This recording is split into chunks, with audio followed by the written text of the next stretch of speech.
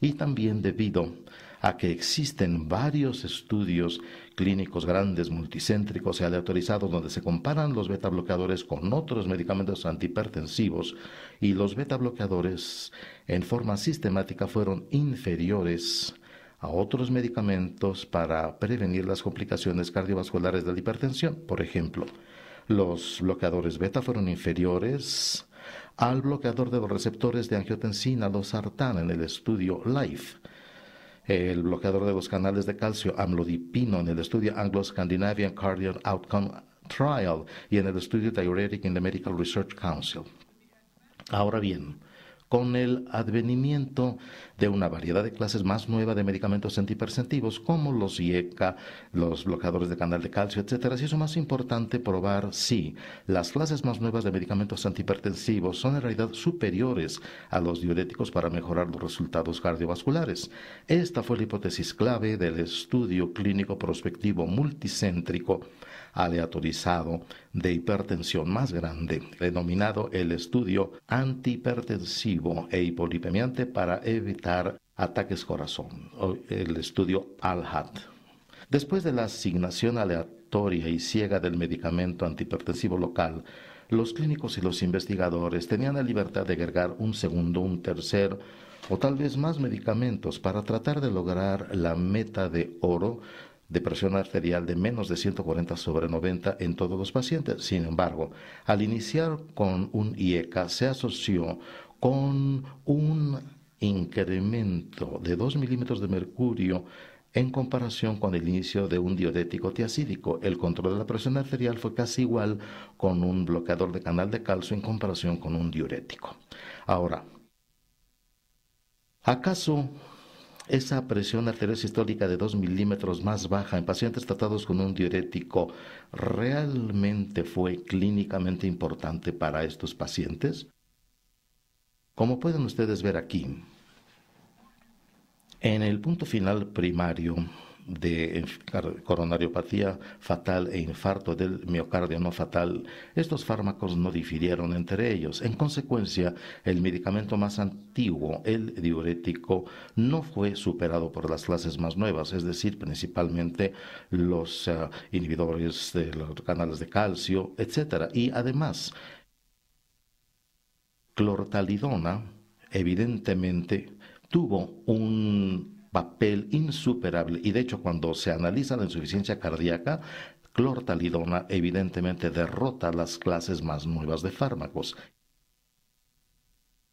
Y de hecho, a un paciente que se le haya tratado con un inhibidor de la ECA con una presión arterial sistólica 2 milímetros de mercurio más alta, en realidad sufrió un riesgo significativamente más alto de varias complicaciones hipertensivas cardiovasculares, como veremos en el lado derecho de la diapositiva. El punto clave, sin embargo, que fue ni el inhibidor de la ECA ni el bloqueador de canal de calcio se demostró ser superior a un diurético para prevenir las complicaciones cardiovasculares. Entre los medicamentos antihipertensivos, los diuréticos tiazídicos en consecuencia son insuperables para controlar la presión arterial elevada y prevenir complicaciones cardiovasculares. Dado que también son menos costosos, deberán utilizarse los diuréticos como tratamiento farmacológico antihipertensivo inicial, ya sea solos o en combinación con otra clase de medicamentos. Bien, entonces, ¿qué recomiendan las guías nacionales de los Estados Unidos para la hipertensión? En primer lugar, y antes que nada, iniciar los cambios en el estilo de vida, TLC por sus siglas en inglés. Por ejemplo, una dieta baja en sal y en grasas saturadas, ejercicio y control de peso. Si ese TLC no logra ser eficaz, entonces, o bien en forma concomitante con los cambios en el estilo de vida, deberá iniciarse el tratamiento farmacológico con cualquiera de estas clases de medicamentos antihipertensivos que se muestran en la diapositiva. Sin embargo, deberán, en términos generales, preferirse los diuréticos como medicamentos antihipertensivos iniciales. La modificación del estilo de vida puede ser sumamente eficaz en la reducción de la presión arterial, mejorando la eficacia del medicamento antihipertensivo y disminuyendo el riesgo cardiovascular. Por ejemplo, Un plan de alimentación de DASH con 1.600 miligramos de sodio tiene efectos reductores de la presión arterial similares a los del tratamiento farmacológico. La combinación de dos o más de estas modificaciones del estilo de vida puede lograr incluso resultados antihipertensivos mucho mejores.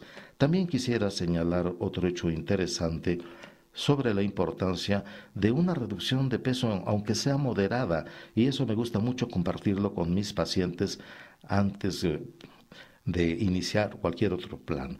E incluso una reducción de peso moderada de 10 libras puede reducir la presión arterial sistólica hasta en 10 milímetros de mercurio, una disminución en la presión arterial sistólica que podría ser equivalente a agregar un fármaco adicional para el control de la hipertensión. Me gusta compartir estos puntos con los pacientes para motivarlos a que nunca se den por vencidos en la baja de peso, aunque no necesariamente o de manera realista puedan lograr su peso corporal ideal.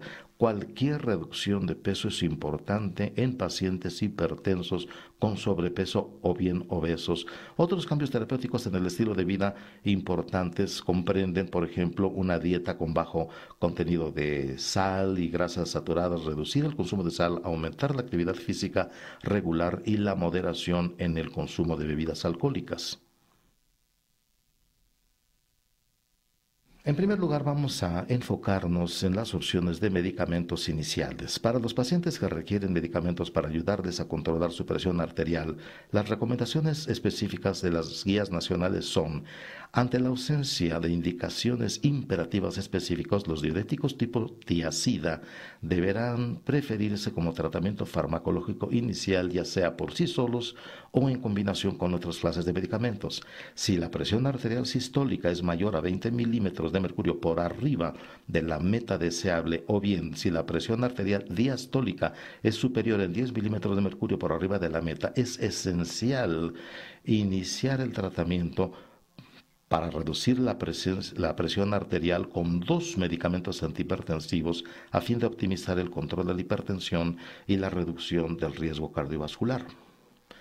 Ahora, para los pacientes con lo que se denomina indicaciones imperativas, existen muchas opciones de medicamentos disponibles, como se muestra en la diapositiva.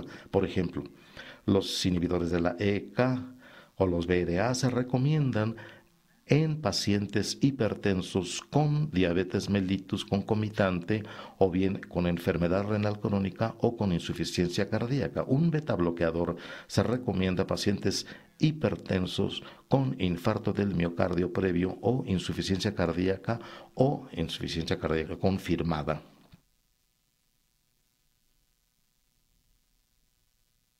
Ahora, ¿por qué es tan importante el control óptimo de la presión arterial en nuestros pacientes hipertensos? De manera realista, es factible mejorar el control de la hipertensión sencillamente utilizando los medicamentos antihipertensivos comúnmente disponibles, que a menudo son muy económicos como genéricos, tal como lo muestra el estudio ALLHAT en más de 42,000 pacientes hipertensos en Estados Unidos, Canadá y Puerto Rico. Y de hecho, el control de la hipertensión en Estados Unidos se puede mejorar de la cifra actual del 34% hasta un 60%, simplemente si se utilizan hasta 3 antihipertensivos en combinación, que es una estrategia que se ha encontrado ser muy eficaz para mejorar las tasas de control, especialmente en pacientes de riesgo más alto con diabetes y o enfermedad renal crónica con las metas de presión arterial más bajas recomendadas. ¿Por qué es muy importante esforzarse por lograr un control de la presión arterial más estricto y óptimo? Los estudios clínicos de hipertensión más antiguos reportaron tan solo una reducción de 10% en eventos cardiovasculares por una reducción de 2 milímetros de mercurio en la presión arterial sistólica en pacientes hipertensos sin complicaciones. En comparación con esto, se ha demostrado que esta misma reducción de 2 milímetros de mercurio en la presión arterial sistólica en estudios clínicos comparativos de hipertensión más recientes, se ha demostrado que tienen riesgo más alto cuando los pacientes son diabéticos o tienen factores de riesgo múltiple, y esto da como resultado una reducción mucho mayor de 15 a 20% de complicaciones cardiovasculares de hipertensión. Por ejemplo, En el estudio más reciente, OLHAT, de pacientes hipertensos mayores con factores de riesgo múltiples, una reducción en presión arterial sistólica de 2 mililitros de mercurio en comparación con los pacientes tratados con diuréticos se relacionó con una reducción adicional de 10 a 20% en accidentes cerebrovasculares, insuficiencia cardíaca y eventos de enfermedad cardiovascular combinados en los pacientes tratados con diuréticos. Entonces, el mensaje más importante, el control es fundamental para evitar las complicaciones en los pacientes de riesgo más alto, en particular los pacientes ancianos, los diabéticos o los pacientes con enfermedades crónicas. Por lo tanto, en los pacientes hipertensos con riesgo más alto es esencial esforzarse por lograr una presión arterial meta más baja. Las guías nacionales de hipertensión de Estados Unidos recomiendan una meta de presión arterial de menos de 140 sobre 90 milímetros de mercurio en pacientes con hipertensión no complicada, pero una presión arterial meta más baja de 130 sobre 80 en pacientes con riesgo más alto con diabetes o enfermedad renal crónica. Ya lo hemos comentado anteriormente. Hoy, una presión arterial de 115 sobre 75 se relaciona con el riesgo más bajo de accidente cerebrovascular y muerte por cardiopatía isquémica. En consecuencia, una presión arterial de menos de 120 sobre 80 se considera que es la presión arterial óptima. Sin embargo, los estudios clínicos aleatorizados de hipertensión en realidad apoyan una presión arterial meta de menos de 120 sobre 80 milímetros de mercurio. El estudio ACCORD fue un estudio clínico prospectivo multicéntrico que fue diseñado específicamente para abordar esta pregunta al seleccionar si la PAS meta de menos de 120 milímetros reduce o no los eventos cardiovasculares en comparación con la presión arterial sistólica meta de menos de 140 milímetros en pacientes diabéticos